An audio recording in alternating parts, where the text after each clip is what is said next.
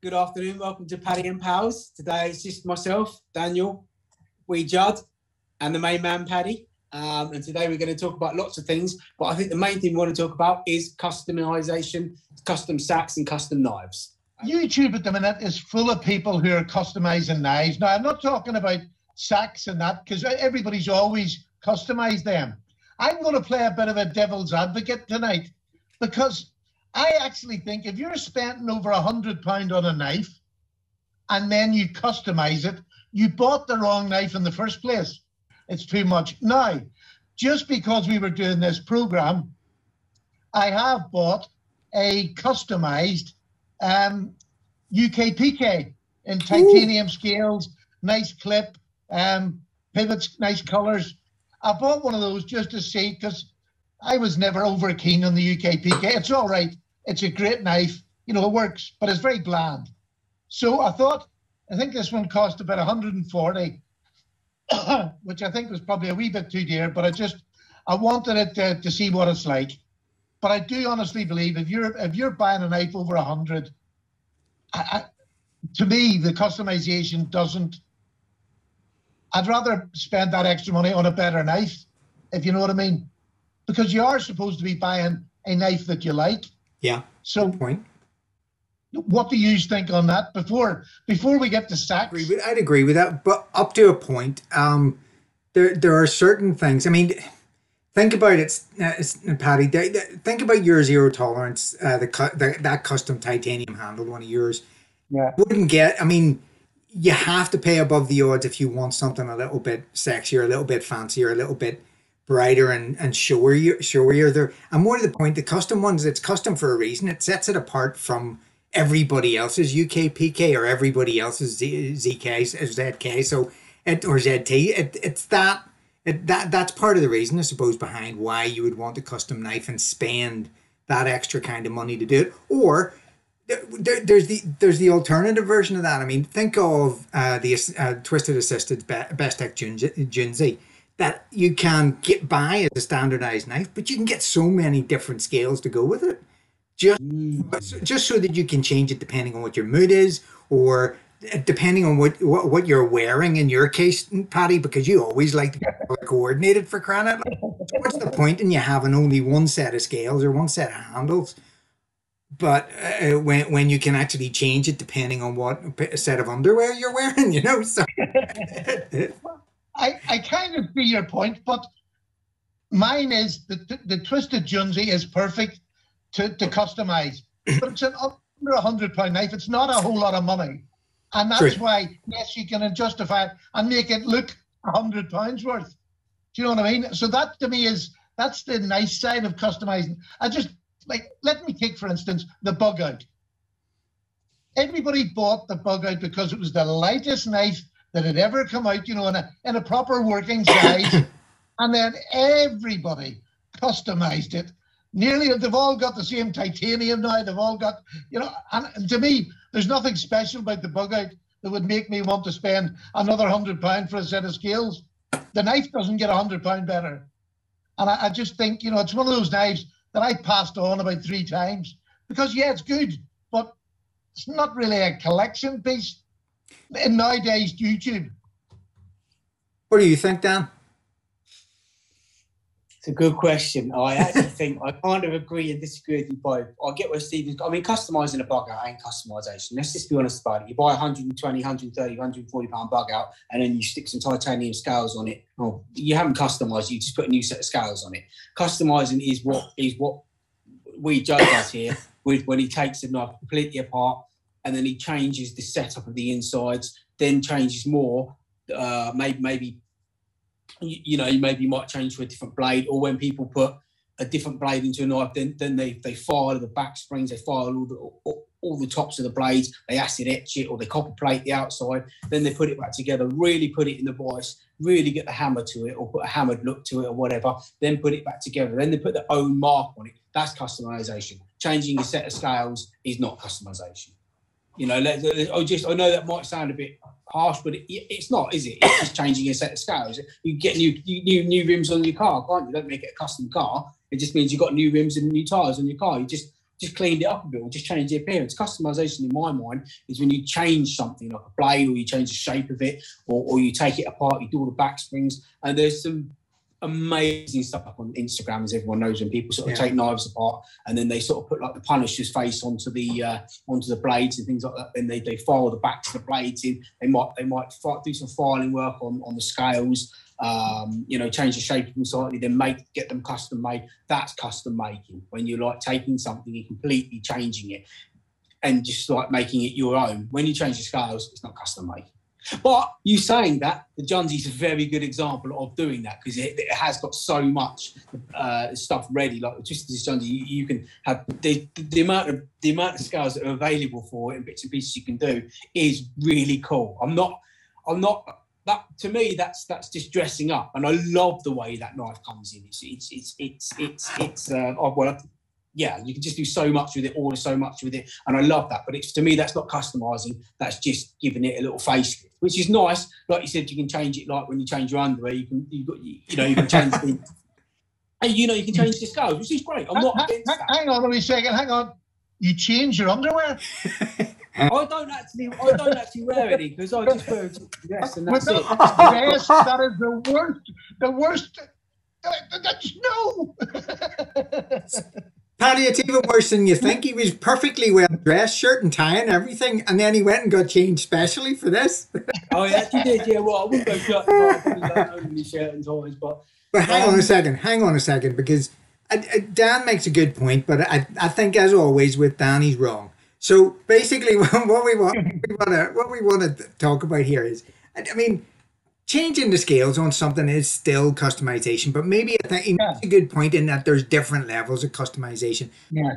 Putting big, fat, shiny, spinning hubs on a car, people will still say that it's customization, but he's right. It is just a very superficial level of customization, but it is if customization is making something your own or unique. Then it still is count. But if you're changing the scales, especially, I mean, you look at some of the scales that are available, aftermarket scales. I mean, you can spend as much on a pair of titanium custom scales as you do on the flaming knife. More. More. I mean, and even just for the artwork and everything, it is. I think it's something to bear in mind. Now, I agree with you, Dan. I think that's a completely different kettle of fish from changing the actual structure and makeup of the knife. Adding some kind of what would you call it? Sort of varying the engineering on it, or adding some kind of artistic element in terms of acid etching or engraving or filing the back springs or things like that. That is a level up, but it's all customization or modding. But it's a different level of it. So I'd say you can start simply. And I mean, when we get to start talking about sacks and my experience of working with Swiss Army knives, I think it's important to note that the first customization that most people will do is changing the scales on their sack.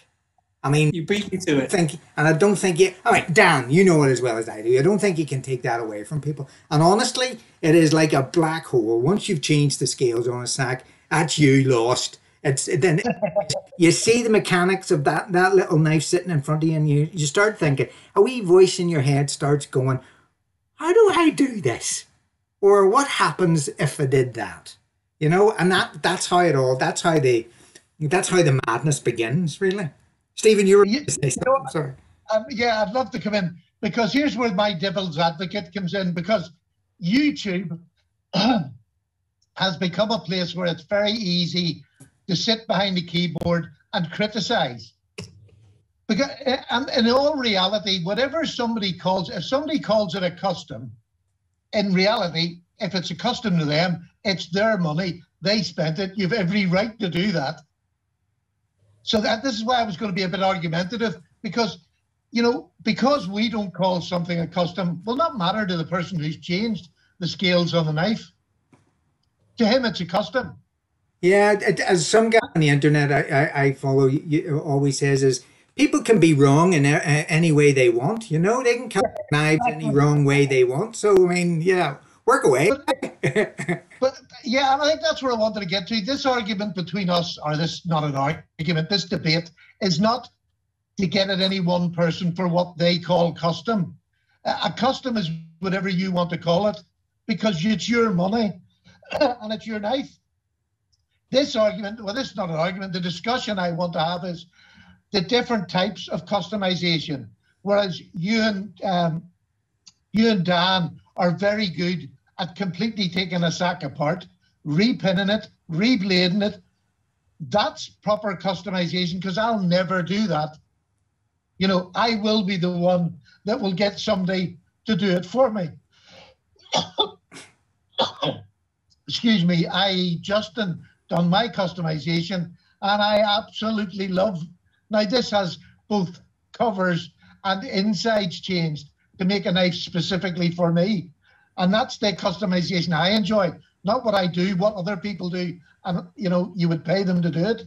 Okay, just going back to customization, I think everyone's had a good round opinion of what everything is. And I don't think there's a right or wrong answer. There's definitely no wrong answer. I think it's just how you're right, how you believe is custom. But what Justin said is true. The first time you pop the scales on a sack, it's game over, because you'll be like, oh, I can change that for that. Well, if I change them scales for that colour and then do multicoloured, and then you're right, you want to do something else, and then it's very addictive to just start to change them, and then you think, oh well, I've got that, and I've got that knife, and I can change that, and I can do this, and you end up. A lot of people end up sort of. I think it happens by mistake, or like Justin said, just curiosity. You just open a knife up, and you're like, oh, I can change this, or I can do that, or I find I do it a lot with just broken stuff. I think I'll open that up, see what's wrong with it, and then you get these ideas of, oh, I'll just pop it in the acid for 5 minutes, and that comes out, and then you're like, oh, well, I'll just pop the scales in the dye, and it's very. I mean, I know that Paddy's a massive dyeing fan, but you love customizing your scales. You were the one who basically told me to start dyeing. Yeah, he just wants, and it's dyeing them. I don't know what Paddy is. I use the Rip dye, and Rip dye, just get the liquid, and you just put a little bit in. But it's just so. That's right. Once you start dyeing them, you're like, oh, dye. What else can I do? What else? I even done it on a GEC. Yeah, absolutely. Yes. I even done it on the TC Barlow GEC. I dyed it as well. So I mean, I love this knife since I changed the colour. What are the scales on that? Bone or? Yeah, bone. Yeah. Can you dye the Victorinox scales? No, they melt, and they don't take the dye in either. The plastic doesn't adhere. Yeah. Even if you sanded it a bit. No, I just feel well, I've tried loads of different designs, and I just cannot get it to stick. And it just sort of, because I think once the Celidor, once that's above about 56 degrees, 57, I think I did measure it. It starts to warp and twist and stuff, and it won't. Certainly anything over 60, and they're knackered. They start collapsing. They just don't. Yeah, they're very, very, very low melting point. Like Delrin's slightly higher melting point, definitely. But the Celidor, the melting point, so I've melted them. You know my little bench polisher, what I polished the scales and bits and pieces on. I've melted them on that before. Right. So there's no. You have to be very careful. You see, when you're buying new scales, where's the best place for somebody like me who would like to change scale colour? Where's the best place to buy the coloured scales? Bladebridge. I was going to say. Bladebridge Limited. They have a good section. Well, apart from anything else, Dan takes apart so many knives that he gets all the crap that he gets. He often gets a good selection of coloured scales left over. So you're bound to have some, Dan. I don't know if you sell them on or whether you just keep them. I'm honestly not sure. Ooh, do you know what, Judd? That's a very good question, mate, because I can be a bit selfish with them sometimes, and I want to put them on a really nice knife myself. Obviously, that then goes out for sale. But yeah, I do. It depends. Some months I have an abundance of them. I'll have like 5 or 6 red jellies, some blue sapphires. There might be some blacks. Then there might be some silver tech. There might be, because there's slightly different shades as well. Sometimes you get the different shades come in of the different blues and greens. Then rarely do I see an orange, but I do get a lot of different ones come in, and then not just the jelly ones, but the normal ones as well.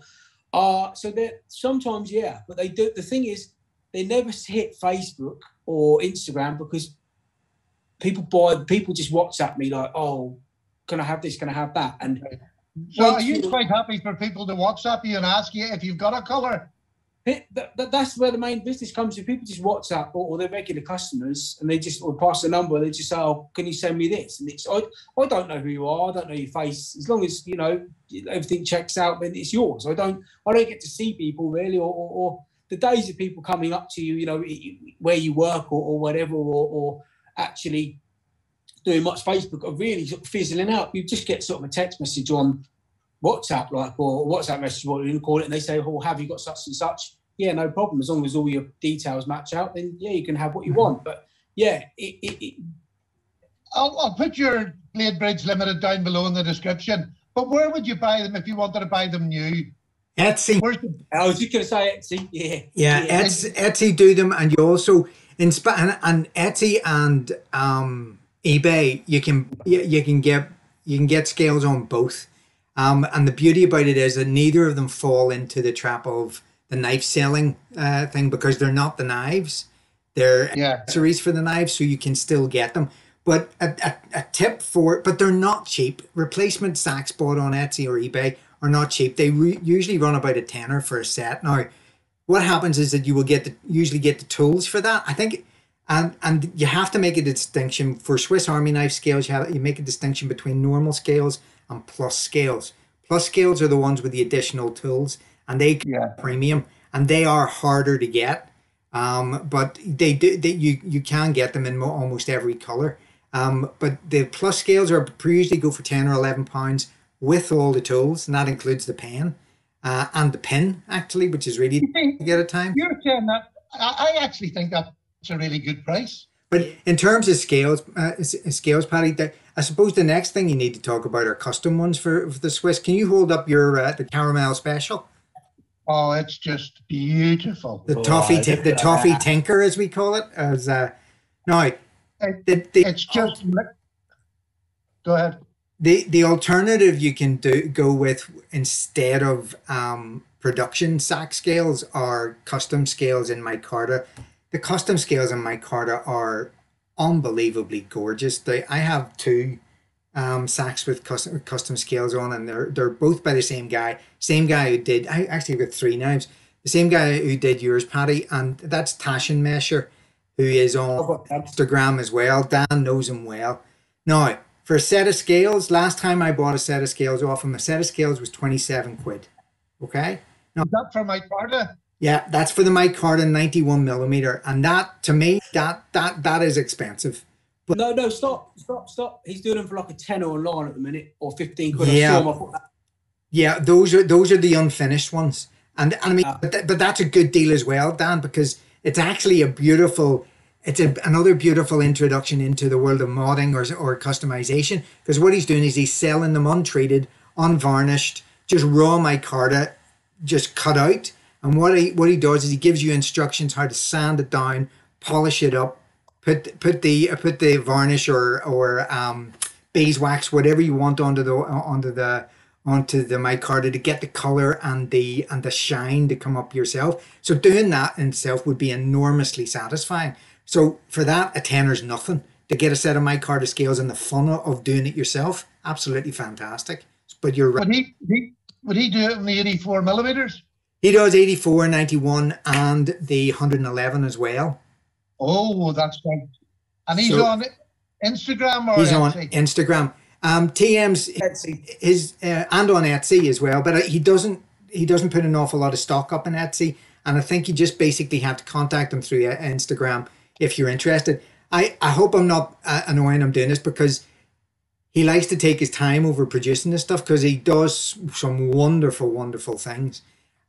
I think the demand for his stuff is well outstripping his rate of supply. I mean, he's only one person, and there's only so much he can do. But he's definitely the person I would go to. I'm waiting for until he frees up, and then I'm going to just order about £100 worth to kit out some of my knives. That's my next step in my collecting madness or collecting obsession, I think. The other thing, Dan, as you told me as well, and I know from himself, he's an amazing collector. He's got an Yeah. incredible collection of sacks. He just bought the 1897 replica there. He'd gone cold turkey for a while, and then it forced him to come out, fall off the wagon basically, and buy a new knife. So it was that was the one he bought. So he's a serious collector of sacks. You see, as far as that new sack came out, you know, the old original sack, would you call that a custom or a new knife? It's just a replica, I would say. Just a replica. I mean, it's £400 worth of. Yeah, that's a hell of a price. Nah. I mean, you need to be serious about your sack collecting to buy that.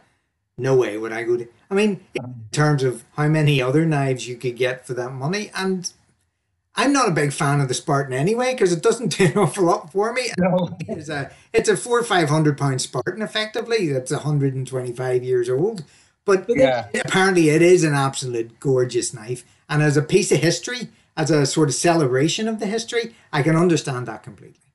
Well, but just for information, if you go on Hobie on YouTube, he has a fantastic video on it, and it looks amazing. But it is way beyond what I'd be prepared to pay for a sack. Yeah. I have to say. But you say that. Oh, as you say, people don't know. There's like stuff like the American Eagle, which people don't even know exists. That's a 2-layered sack, but it's got an engineer's screwdriver and a Phillips on the back, and it's got a beautiful picture of an eagle with like stars and blue scales on it. That to me would be more than that replica, because you're just never going to find one. That replica, there's so many out there, but like the little American Eagles or like the little scientists and stuff, they're just, as long as they're original, not being custom made, which to me, that's going to be more valuable, more rare than these replicas are ever going to be. I like the replicas, don't get me wrong, but I just think that so there's better stuff to collect out there than the replicas. But that's it, Dan. I think that's when it comes to Swiss Army knives, particularly. I mean, we can talk about all sorts of other knives as well, but see, it's those little oddities that you get that are either special edition ones that were made specifically for certain requirements, or they are mods that people have done. Here's a question I'd like both of you to answer. What makes a scientist such an expensive knife that people want? I don't get it. I just don't get it. When I can get the things that I wanted from the scientist on a knife that you made me, you know, what makes the scientist such a good buy?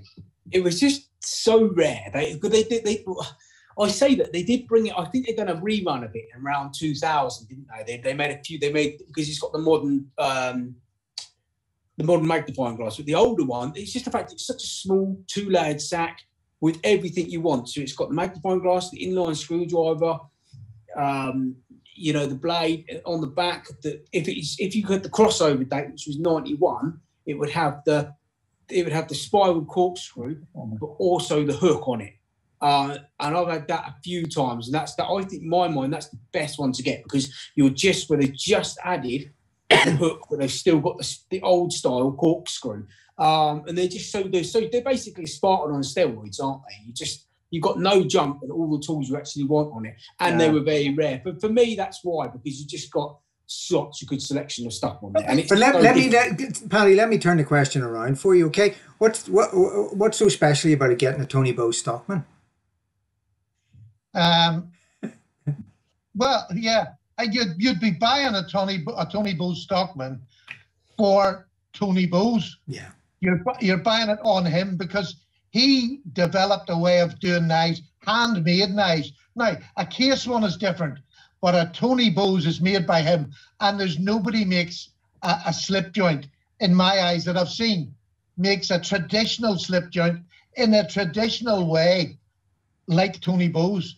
He brought patterns back from hundreds of years ago, and they were amazing. But the thing about it is, I think the nature of the question is it's got nothing to do with the knife. Strictly speaking, a stockman is a stockman is a stockman. A scientist is a scientist or is a Swiss Army knife. A gypsy is a gypsy is a gypsy. A gypsy is a gypsy. He's going to say that. I was not going to go there. But but it's, I mean, you can argue all you like that it's just a sack, but the thing about it is people will pay for the history. People will pay for the name of the designer. Yeah, you're right. Pay No because of the difference. rarity and those little tweaks that make it special. You know, the grooved corkscrew sitting side by side with a hook that shouldn't be there. Those things. What is it? Swiss Army Grizz. He's a beggar for a clip point blade on Oh yeah, blade on a Swiss Army and knife. they're beautiful. They're beautiful, but you can't get them before 1972. So I mean, he's to go for the vintage ones, you know. So it's. I feel like crying because every time he sees a spear point blade, he feels like you get the impression he's going to throw it in the bin. It's only on the wee pen blade, so yeah, that's right. That's right. Just the pen blades. Would you or Dan consider making up, like if somebody said to you, I know Justin, you like doing it just for yourself and friends, I must add, but maybe Dan, this is more to you. Would you make up a scientist and then resell it, not as a real thing, but as a copy? If somebody couldn't afford to get the scientist now, would that not be an avenue you could go down and make them up and sell them? I don't like doing customs or mods for other people other than my friends, because honestly, I do not like the notion. I don't think I'm good enough, and although sometimes I do good work, don't get me wrong, I'm not being falsely modest or anything. I do like the thought of being able to, of having to stand behind my work and have somebody I don't know, a stranger, feel that they've been gypped, you know. And I wouldn't like that. So I would never put myself out there as a modder for people out there. Judge Wright, I'm the same as him, and I'm mega fussy. Like every blade I get comes apart, goes in the ultrasonic cleaner, which I just upgraded. I don't know if you guys see it. It's like this. How can you call yourself mega fussy when you're sitting there dressed like that? Yeah, because what I look like and what I do is two different. Oh well, fair. Good point. Look, missing fingers, vest top, you know, absolutely. But you know, but when it comes to other people's stuff, that's when I care. Whether you know, when I try and get, I make sure that's perfect. If I have made a few customs for people, no problem, but they've got to be perfect. I am a warrior. I do think, oh, is that right? Like polish your scales, make sure they're razor sharp, make sure it's got good edge on it, make sure it's all clean, oiled. And every knife that I know, hand on heart, every knife that I know is checked. Some do slip the net. If I'm sending out too many, sometimes, you know, I might not sharpen one to absolute perfection because I might have put it down, gone back to it, and folded it. I've gone to, because I have stages. That's a video on itself. But yeah, hand on heart, I do try and I do care. If I sent something out that's bad, everyone knows. I'll fix that straight away. I don't think any decent person would sell anyone a fake on purpose. You know, I agree with that. I agree with that statement 100%. They wouldn't. Yeah. The sign of a good custom maker is somebody that does care. Yeah, that's true. A custom maker makes mistakes, but if he repairs the mistakes and does it, you know, as soon as he can and as good as he, that to me is that's absolutely fine. Here's an example. Okay, so there's the abalone barload or the abalone clip point that he did for me. Okay. Well, thanks, Justin. Yeah, I was going to say like, yeah. I just like to clarify that. No, this is an absolutely flawless knife. It's gorgeous. Okay, it's all right. Gorgeous. So it's all right. So I'm trying to get it so it doesn't fade under my background here. So, but that there is, and it's abalone. But I just got into his Instagram and took this sight unseen. Do you know what he did? He said to me, we'd agreed the price and everything, and then he messaged me and said, Justin, I'm a wee bit concerned about the pins. There's a wee bit of splitting on the abalone around one of the pins. And he sent a photograph of it. I would have needed a microscope to see it. Yeah, that's a professional. And that's somebody that you can trust. You know, somebody who has so much respect for his own work that he's not going to sell you you know, a lemon or anything like that. So I agree with you 100%, Paddy. It's if you get somebody that you can trust like that, you're laughing. But do you not agree if somebody doesn't have that kind of passion like Dan has for what he does? I mean, and you do when you're making yours. If you didn't have that worry that you're going to let somebody down, you would never be a good custom maker or a knife maker, Yeah, especially. it's true. You would never be. When you talk to him, it looks like you're laying on that mattress, and it's the best thing ever. You call me the Viking. This bastard can't even bother to get out of bed. That's right. What do you mean it looks like? So anyway, I've got a presentation. Go ahead. The first mod that anybody will do, as Dan and I have already mentioned, is you're going to want to change the scales on your sack. Either because the scales have got so worn that they're all scratched and beaten all to hell and gone, or you just don't like the color. Okay? Or they could be, you could have dropped it and it could have cracked, whatever, anything like that. This is the back. This is what happens when you take a pair of these are standard sack scales. They're in the red. They've got the two tools. Now, these are the scales on the flip side of them. And the first thing that you need to note is that there are three sort of big wells, those kind of holes that are in it. And that is how the scale is connected to the body of the sack itself. Okay? It clips on to the frame of the knife and it hooks onto what are called bushings that surround the pins, and it locks in really, really tight. And the trouble with taking scales off a sack is that when you pop the scales off, you see that little bit of sort of flaking of the red cellador there round the hole. What happens is that you're effectively ripping the scale off the knife, and it tends to damage the scale. So when you put it back on, there's a danger that the scale is a wee bit rough, okay? Or sorry, a wee bit loose. So you have to be careful about that. And the way you're careful is that you actually put the sack into warm water or hot water, not too hot as Dan has told us, because if you go over a certain temperature, the scales actually start to warp. Don't put it into boiling water, for the love of all that's holy, okay? But you put it into warm water, and that will help expand the plastic a little bit, the cellador a little bit, and it means you can get in and pop the scales off the knife. So the next thing to note here, you'll notice on this second picture, is that these two scales are slightly different. One has been skeletonized and the other one is rock solid, okay? Now, these did not come off the same knife. What you will find is that in older sacks, you will find solid scales, okay? They're heavier, they're stronger, and what's happened over time is that they have gone for the skeletonization, mainly because it's cheaper, but also because there's a wee bit of weight saving and it's lighter and it's probably easier to produce. The solid ones probably were a wee bit more involved in terms of producing them. They're 390. Say again? 390, about 390 the solid scales. Exactly, Dan. Pre-1990, and you'll probably, if you pop scales off an older knife, it's one of the ways you'll know it's an older knife, along with whether it's it's got the hook, whether the corkscrew is grooved, and whether you've got the kite mark on the main blade or anything, or things like that. Would the old ones have cracked as easy as the modern ones? It wouldn't make any difference. It's exactly the same material, Paddy. Right. They might survive a fall a wee bit better. They might survive a fall a wee bit better, but I mean, it has to be said that sack scales are very, very robust.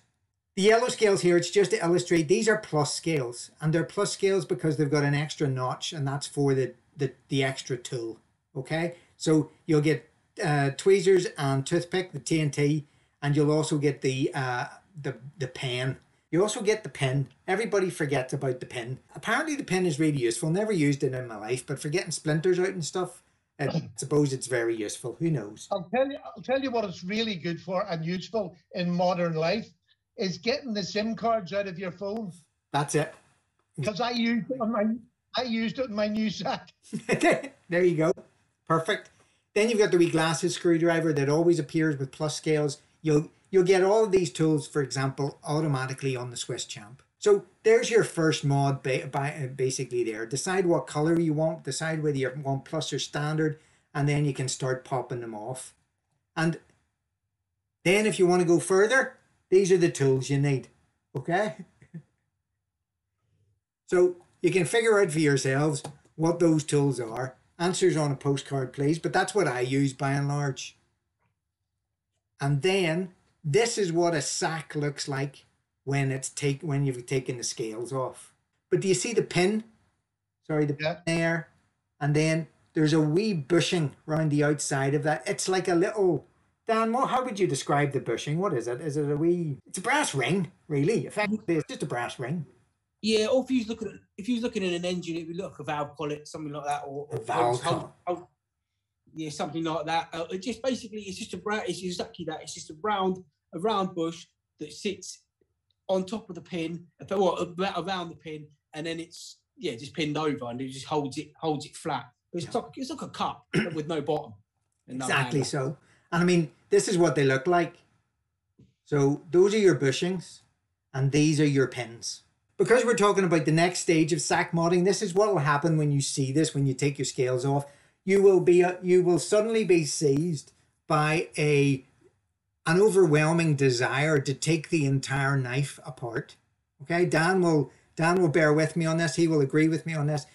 I mean, it's almost unbearable. It's almost irresistible. You have to take the knife apart. When you take the scales off, it's like, whoo, how does that work? And before you know it, you've got your drill out, you've drilled out the pins, you've ruined your linings, you've destroyed the bushings, your knife is useless because you've killed it. And then you go, well, at least I know how to do it now. Okay? So it's all part of the learning experience. Now, Dan, go ahead. Please do it with the Spartan. Don't take your brand new champ out. Please, Christ, do it.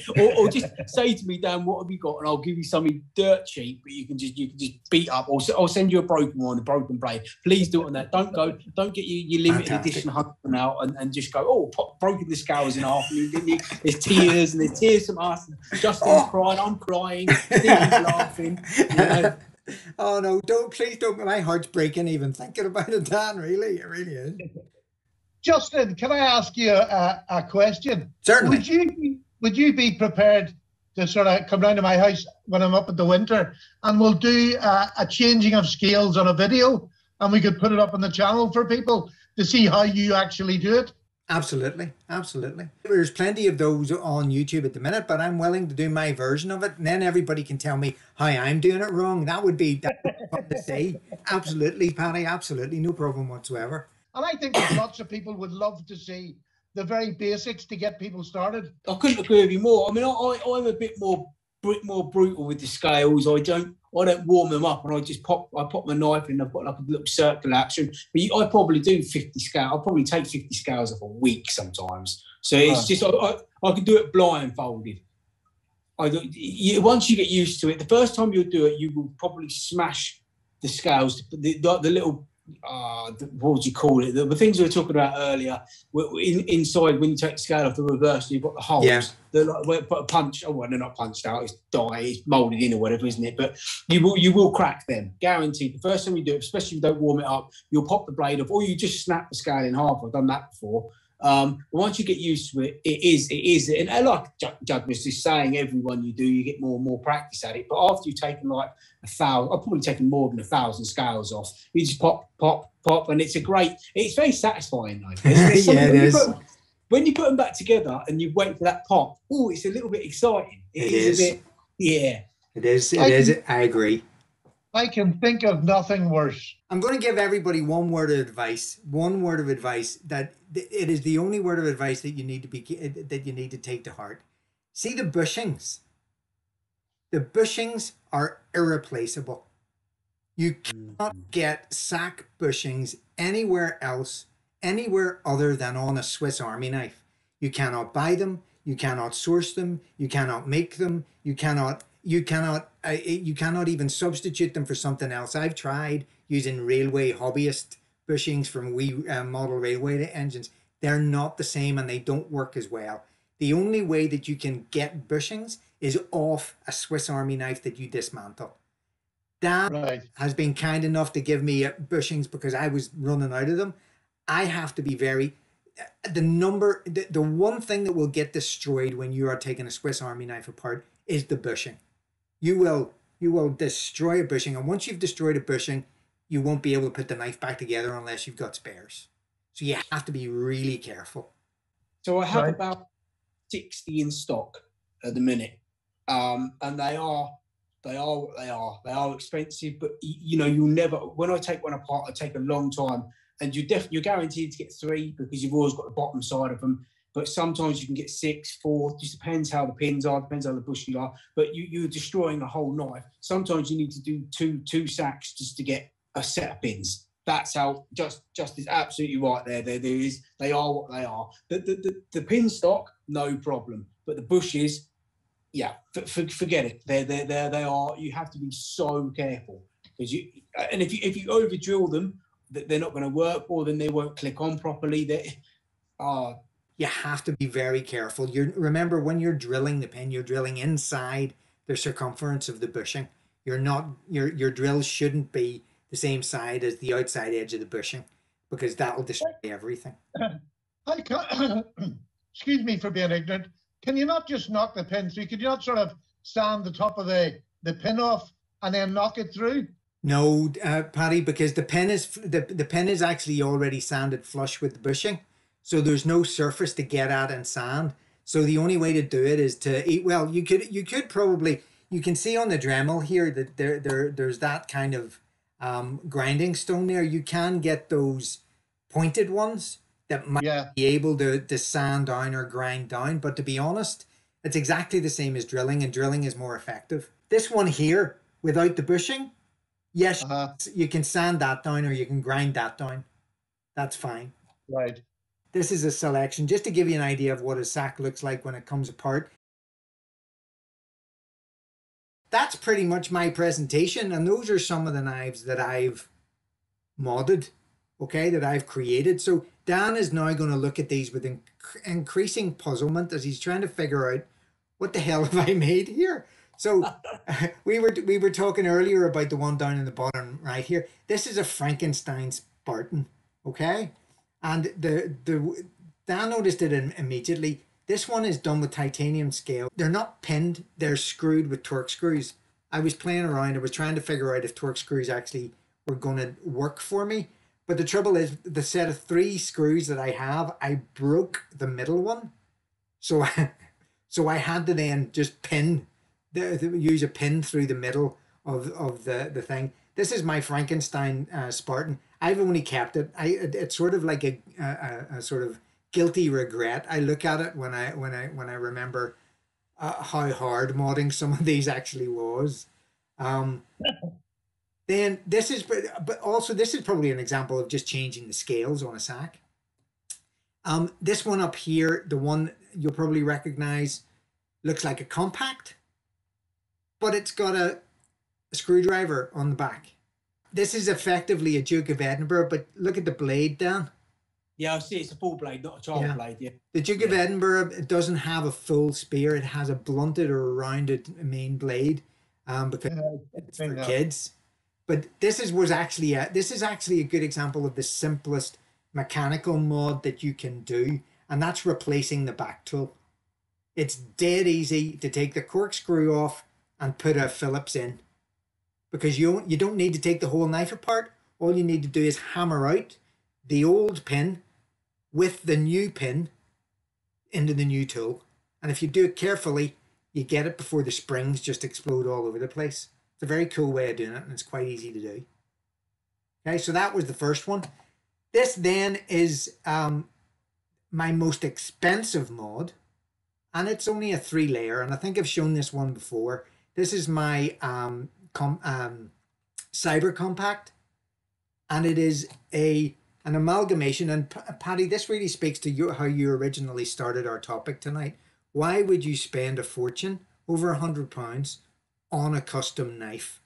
Why don't you just buy the knife that you want? Right? That was your original question, yeah? Yeah.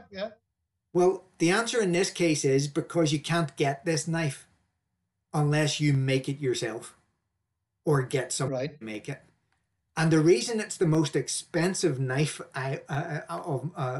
most expensive of my Swiss Army knives, is because it is an amalgamation of the 2 most expensive standard Swiss Army knives on earth, okay?